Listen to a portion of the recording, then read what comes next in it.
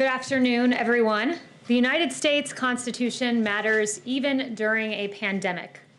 While Democrat politicians seek to impose draconian restrictions against their citizens, this past week, the Supreme Court of the United States had their say on New York State's capacity restrictions, which restricted the number of attendees allowed in places of worship, but not other government-deemed essential businesses. Justice Gorsuch in the ruling said this as he rolled back Governor Cuomo's restrictions on places of worship. He said, quote, "It is time, past time, to make plain that while the pandemic poses many grave challenges, there is no world in which the Constitution tolerates color-coded executive edicts that reopen liquor stores and bike shops, but shutter churches, synagogues, and mosques." Behind me, you will see displayed images of Democrat hypocrisy playing on loop. These images depict the following. They show Governor Gavin Newsom of California dining both maskless and indoors at the fancy French Laundry restaurant despite severe lockdown restrictions against indoor dining for the very people he governs. You'll see Chicago Mayor Lori Lightfoot celebrating in the non-socially distant streets of her city. You will see Speaker Nancy Pelosi indoors at a hair salon in San Francisco when salons in California were only open for outdoor services. And you will see CNN's Chris Cuomo staging his emergence from quarantine in a made-for-television moment, coming out of the basement, and this was after Cuomo was spotted breaking his brother, Governor Cuomo's quarantine rules to go for a bike ride in the Hamptons. Also notable is San Francisco Mayor London Breed, who followed Governor Newsom's lead in dining at the French Laundry with a group of 8 people. And finally, Los Angeles County Supervisor Sheila Kuehl dining outdoors at her favorite Santa Monica restaurant after voting to ban outdoor dining at 31,000 restaurants throughout LA, calling outdoor dining a most dangerous situation. Quite clearly, these Democrats do not follow their own edicts. They act in a way that their own citizens are barred from acting. Governor Cuomo's decision to impose restrictions on the size of religious gatherings was rebuked by the highest court in the land. But what was Cuomo's response? Instead of showing deference to the Constitution, he attacked the legitimacy of the court. Governor Cuomo said this, "You have a different court, and I think that was the statement that the court was making. We know who he appointed to the court. We know their ideology." Well, in fact, the ideology of those on the Supreme Court who made the decision to support the First Amendment are in favor of freedom, the Constitution that survives even during a pandemic. This statement from Governor Cuomo strikes at the heart of the issue. Democrats seek control. These images behind me make clear Democrats' mindset. Rules for thee, but not for me. The president stands with you, your freedom, your ability to decide how to best protect your health. We all know how to protect ourselves from COVID-19, wash your hands, socially distance, wear a mask. But as one federal court put it, there is no pandemic exception to the Constitution. And with that, I'll take questions. Welcome back, Kristen. Good to have you back. Thank you so much. Good to see you. Thank you. Appreciate it. I want to ask you about comments that the Attorney General made to the Associated Press. He said, quote, "To date, we have not seen fraud on a scale that could have affected a different outcome in the election." Given that, why hasn't President Trump conceded? So first, he went on to say this. It was in an AP interview where he made that initial comment, but in that same AP interview, he went on to say that he thinks a lot of people are confusing the use of the federal criminal justice system with allegations that should be made in civil lawsuits. And he discerned the fact that, he said, quote, "There's a growing tendency to use the criminal justice system as sort of a default fix-all, and the campaigns litigation is all civil litigation, which is apart from something that the DOJ would be involved in." Follow up with you on that of more than 40 cases that have been brought by the president's legal team. The majority have been denied or dismissed. The election results have been certified in all of the battleground states. Does the president still think he has a path to win? The president has said that he believes all legal votes should be counted and all illegal votes should not be counted. And in fact, the campaign is pursuing that litigation. I can't get into the details of that litigation here, but they still do have active cases in Nevada and Wisconsin. But how does he overturn the results when they've already been certified in these battleground states, Kaylee? Again, the president is just looking for every legal vote to be counted, and I will leave it to the campaign to pursue their end. And one more, does he have faith in Attorney General Bill Barr? Does he still have confidence in Bill Barr? The president, if he has any personnel announcements, will be the first to know it. Yeah. We'll go for Janet. Thank you. Two questions. Has the president then spoken to Attorney General Bill Barr since these comments came out yesterday? I'm not aware if they've spoken. I know the Attorney General was here yesterday for a pre-planned meeting with the Chief of Staff, and they discussed an array of issues, but I'm not aware if the President has spoken to him directly. Has the president considered any preemptive pardons to any of his kids? Has he talking to Attorney Giuliani about this? I've heard no mention of any pardons in any conversations I've had in the White House other than the pardon of Lieutenant General Michael Flynn, a 3-star general who I've discussed from this podium before, who had his life ruined. He was a valiant hero who served his country both on the battlefield and then came to work in government. And what happened to him was there was an FBI note that said they wanted to get Lieutenant General Michael Flynn to lie. There then was a criminal leak of his identity in a phone call he had. He was told no lawyers were needed in the discussion the FBI was having with him. FBI investigators then after said they did not think that Lieutenant General Michael Flynn was lying, but yet he was still pursued in an unjust manner, and the government failed to provide the original FBI 302s from that interview. It was an egregious miscarriage of justice, and we're finally glad that justice was served for a war hero, Lieutenant General Michael Flynn. David.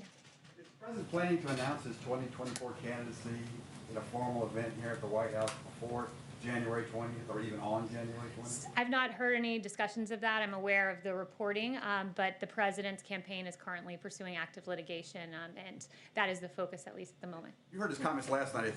It sounds like he's planning to run again. Do you know if that's a fact? I haven't spoken to him about that again. His campaign is pursuing litigation. I would redirect you to the campaign. Yeah. Yes.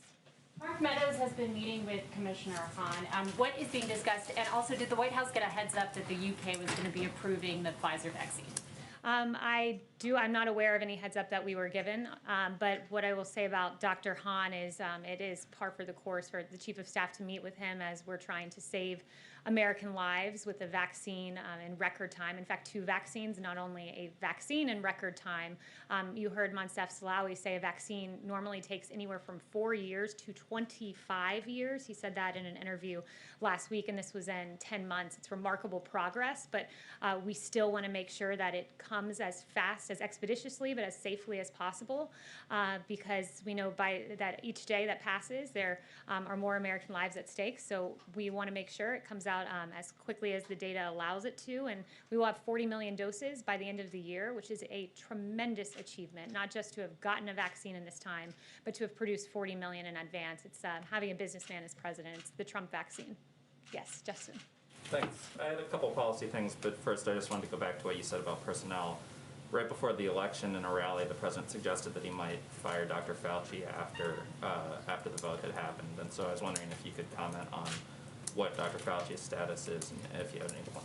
Yeah, I've heard no discussions of that. Dr. Fauci's still hard at work on the task force. And then there were 2 things that the president mentioned as policy goals that would happen before the election that we haven't seen any sort of obvious progress on, so I wanted to check in on those. The first is the $200 Medicare prescription drug card that was supposed to happen before the election.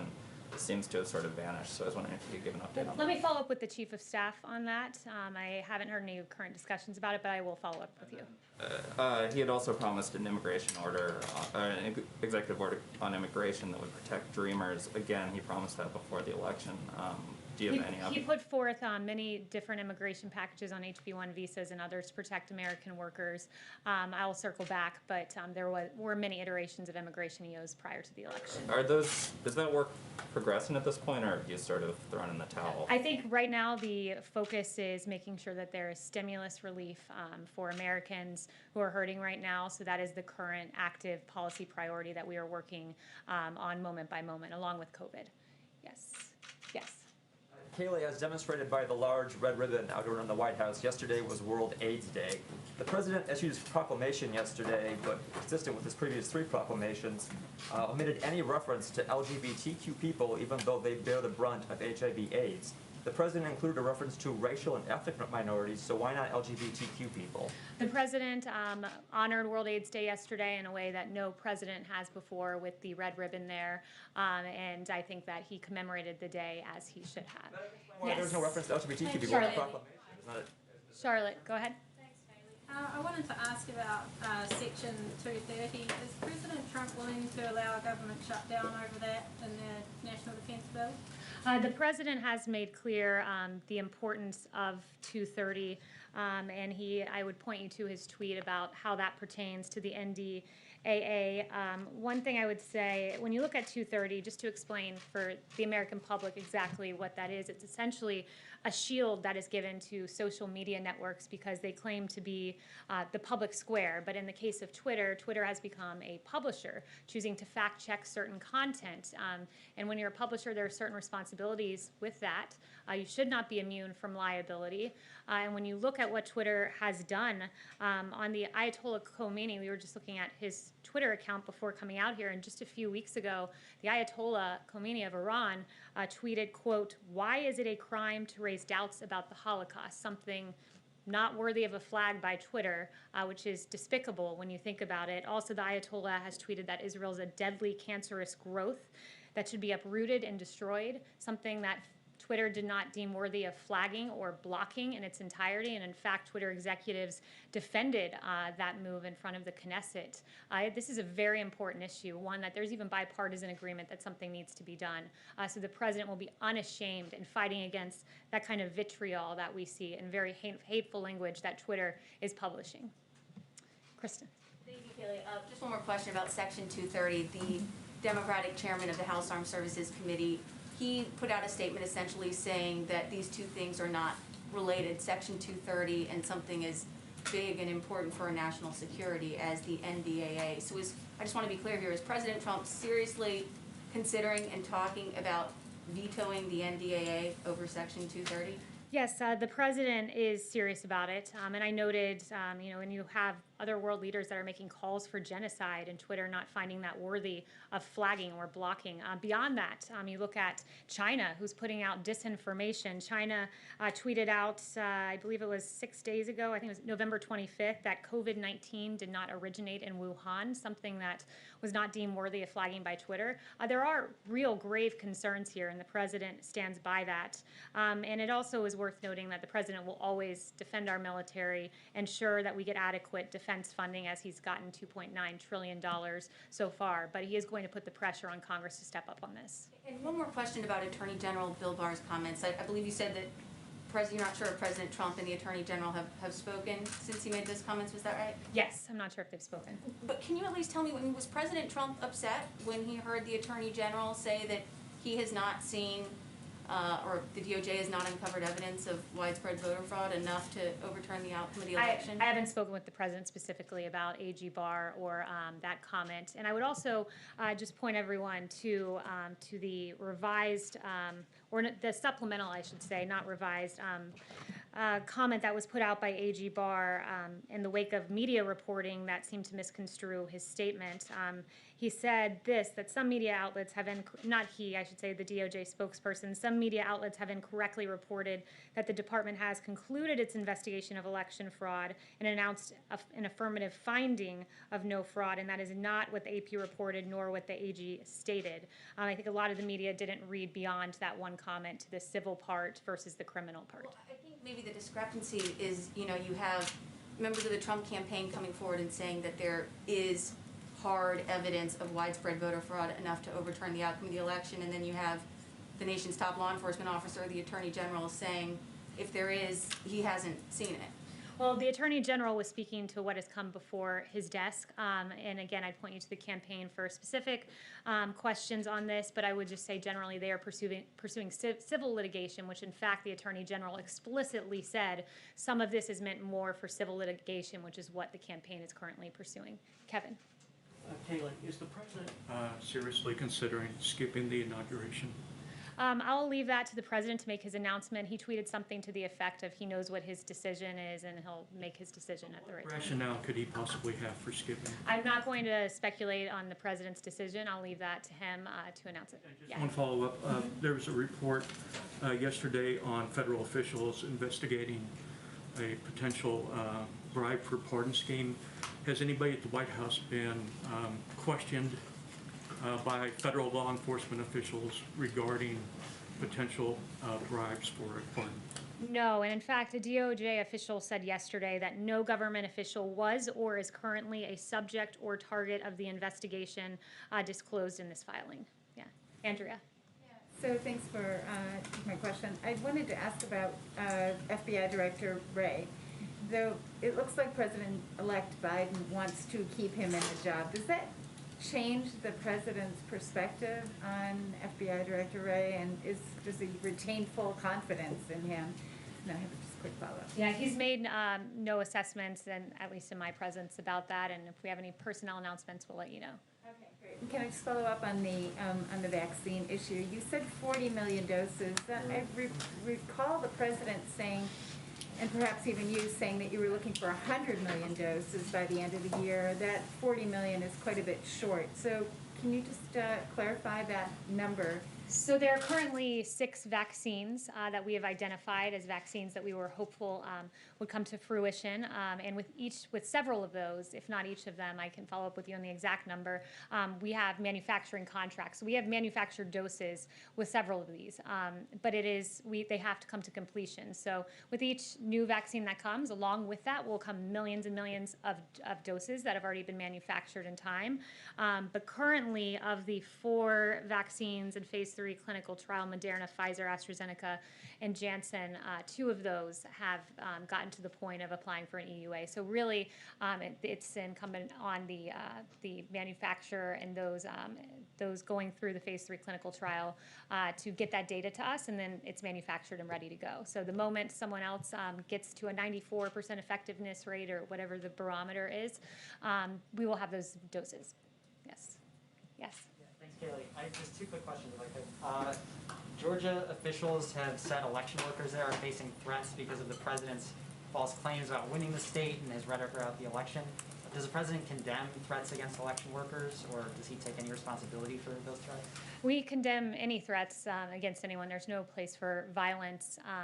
What I will say, though, too, is that the president's lawyers, they were doxxed by a left organization. Their private information put out, so we're seeing that happen to people on both sides of the argument, and there's no place for that ever anywhere. And then just real quick, the CDC director today said that the next few months could be among the worst public health months in American history. I wondered, does the White House, is it setting a good example for the public for the White House to be holding in-person holiday parties at a time when the CDC and other organizations are asking Americans to forego those kinds of celebrations for their own safety? Yeah, so, if you can loot businesses, burn down buildings, engage in protest, you can also go to a Christmas party. You can celebrate the holiday of Christmas, and you can do it responsibly, which is why the East Wing has noted that they'll have smaller guest lists, masks are going to be available, social distancing is going to be encouraged, hand sanitizing stations, among other measures. But we will engage in the celebration of Christmas, and there will be a Hanukkah celebration as well. Yes. Yes, Meredith. Thanks. Does President Trump, has he had any kind of conversations with allies on Capitol Hill about challenging Joe Biden's electoral college votes with Congress? We saw one of his allies today said he plans to do that. Is that a conversation that the president's had at all? Not that I'm aware of. Ines. Oh, yes. The White House Coronavirus Task Force is privately telling governors that Americans under the age of 40 who gathered with people outside their households at Thanksgiving are dangerous to others and should isolate immediately. Why is the White House not publicly sharing that same information with Americans? You said that was in a, what document was that? The White House Coronavirus Task Force is privately telling governors. That those Thanksgiving celebrations there's CDC guidance out there as to when you should and should not isolate, so I would point you to that. That's all been publicly available since the beginning of all of this. Christian. Yeah, thanks, Kaylee. So if some version of the defense authorization makes it to the president's desk with language that terminates Section 230, would he sign it into law even if there's language in there that renames bases bearing Confederate, names or named after Confederate officials? Yeah, he's said before he's very much against the Warren Amendment, and public polling is with him on that. How that intersects with the 230 tweet, I will have to follow up with him about. I don't know if that position has changed, given what he tweeted recently, but I will follow up on that. And then on China, Yes. Joe Biden told the Times that he doesn't want to roll back the China tariffs or the Phase 1 trade deal.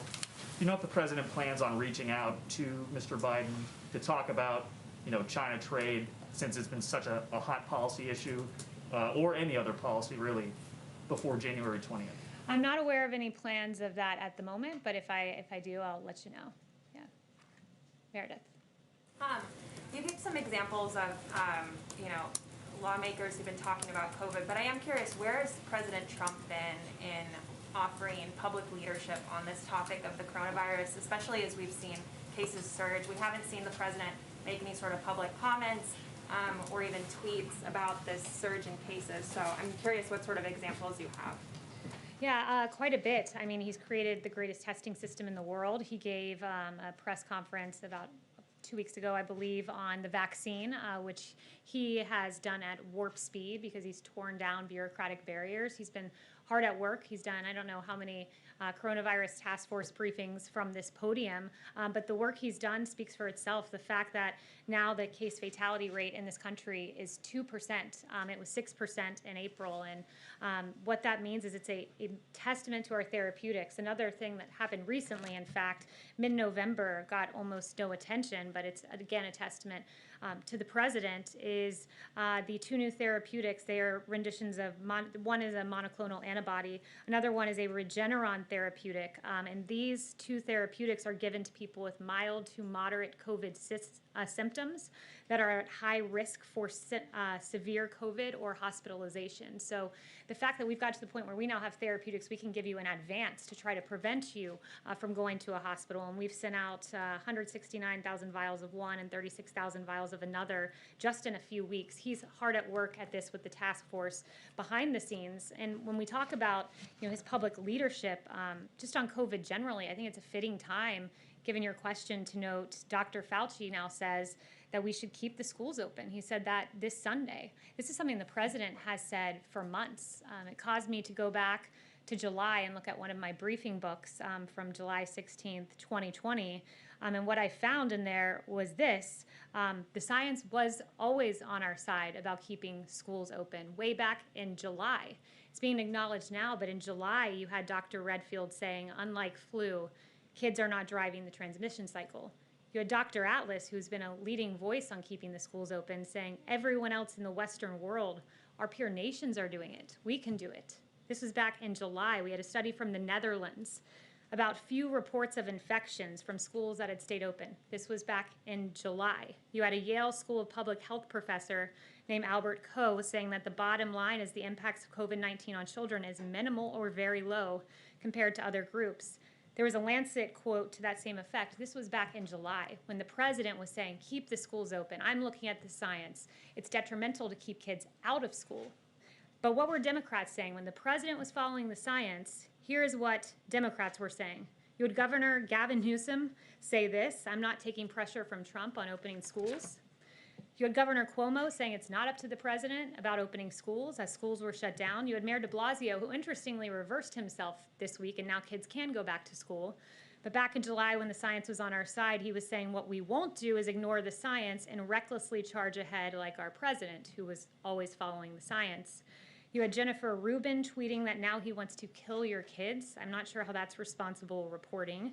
And then you had Anderson Cooper saying that he actually just doesn't care about kids at all, nor the health of their teachers and parents. And you had the American Federation of Teachers and the National Education Association railing against the president as well. The president's followed the science. He's also kept in mind we have a constitution, and he will be unashamed and always advocating for the science and the best interests of the children of this country. Thank you very much.